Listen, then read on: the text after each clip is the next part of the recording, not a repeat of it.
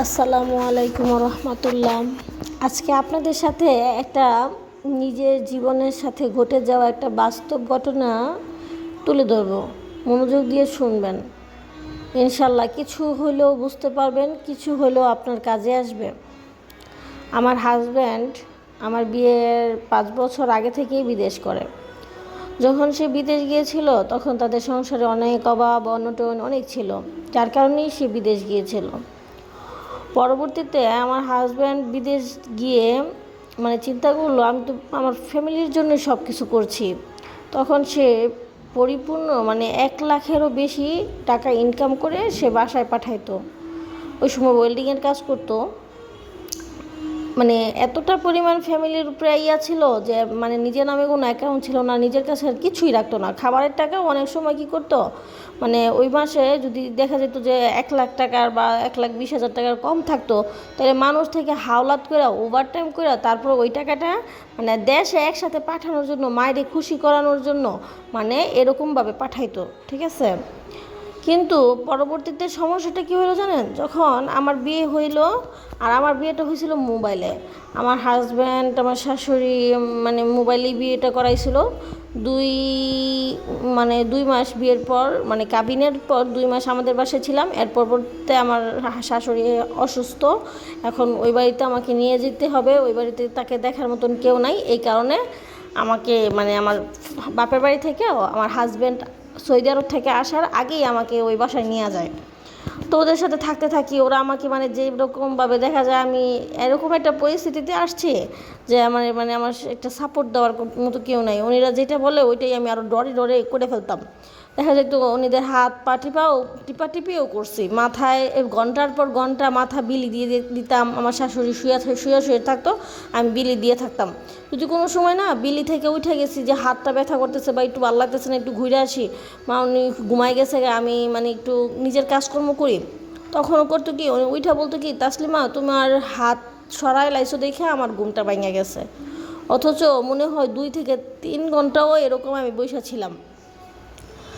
তারপর এরকম করতাম, শ্বশুরবাড়িতে গিয়ে যত কাজকর্ম চেষ্টা করতাম। আমি তো এরকম কাজ পারি না, কিন্তু চেষ্টা করতাম, অনেক চেষ্টা করতাম, কিন্তু তারা না কীরকম জানি ব্যবহার করতো। পরবর্তীতে আমার হাজব্যান্ড যখন বিদেশ থেকে আসলো, তখন সে আইসা 1 টাকাও পায় নাই।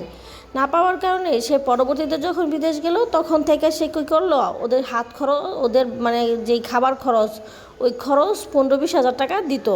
আর আমার হাজব্যান্ড একটা গাড়ি নেওয়ার কারণে ওইখানে কিস্তি দিতে হয় 60,000 টাকা।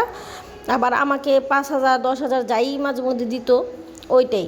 কিন্তু তারা পরবর্তীতে এমন একটা কাজ করলো যে আমাদেরকে বাড়ি থেকেই বের হয়ে যেতে হলো, যেই বাড়িটা আমার হাজব্যান্ড নিজে কষ্ট করে করছে। এই কারণে কখনোই ছেলেরা নিজেদের বিয়ে করার আগে কখনোই বাড়ি করবেন না, তাহলে আপনার সন্তানরাই বঞ্চিত হবে।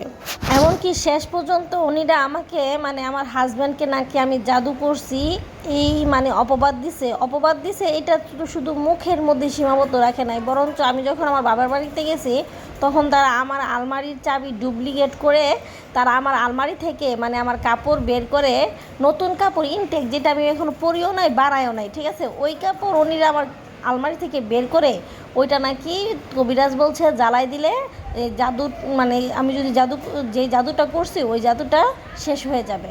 তারপরে উনিরা এইটাই করছে। যার পরবর্তীতে যখন আমার কাপড়টা আমি পাই না, আমি জিজ্ঞাসা করছি, তখন তারা এই কথাটা বলছে, বুঝছেন। তখন থেকে আমাদের সংসার একটু অশান্তি। তখন যারা আমাকে নিয়ে এই ধরনের একটা অপবাদমূলক একটা জিনিস দিতে পারে, তারা কি কখনোই আমার ভালো চাবে? আমি কখনোই তাদের সাথে থাইকে শান্তি পাবো? এমনকি তারা আমার সন্তান যখন হয়েছে, তখন থেকে ওরা আরও বেশি আমাদেরকে দেখতে পারে না। বিশেষ করে আমার বাচ্চাকে তো একটা দাদি হিসেবে যে কত দায়িত্ব আছে, ওই দায়িত্বটা উনি পালনই করে না। উনি নিজের একটা আমার হাজব্যান্ডের 2 ভাই 1 বোন, ওই বোন আমার আমার শ্বশুর বাড়িতে থাকে বাবা মার সাথে, আর আমরা 2 বউই বাপের বাড়িতে থাকি।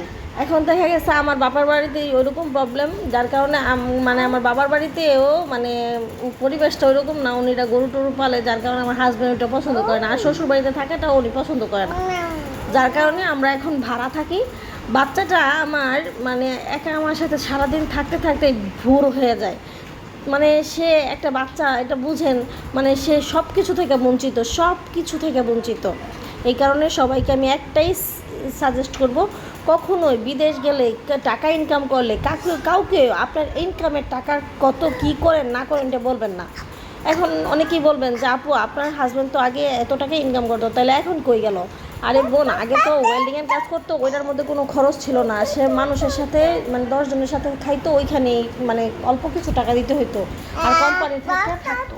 কিন্তু এখন ওর আর ওই ওয়েল্ডিংয়ের কাজ করে না, মানে কিস্তিতে গাড়ি নিছে, গাড়ি নেওয়ার কারণে কিস্তি দিতে হয়, থাকতে হয়, এই কারণে শুধু ওর টাকার মানে দেখা যাইতেছে না, সংসার খরচ এই কারণে শুধু দেখা যাচ্ছে না। কিন্তু উনিরা মনে করে কি আমার বাপের বাড়িতে সব টাকা আমি পাচার করি। আরে বোন, কেউই পাচার করে না। যদি টাকা নিজের হাজব্যান্ডের কষ্টের টাকা হয়, আর আমার হাজব্যান্ড আমার শ্বশুর বাপের বাড়ি থেকে একটা কিচ্ছু নেয় নাই, কিচ্ছু নেয় নাই বলতে কিছু পায়ও নাই, আমার বাপের বাড়ির থেকেও কেউ কিছু দেয় নাই, ঠিক আছে। আর আমি আমার হাজব্যান্ড আমাকে এক কাপড়ে আমাকে আমার মানে বিয়ে বিয়ে করে নিয়ে গেছে, ঠিক আছে।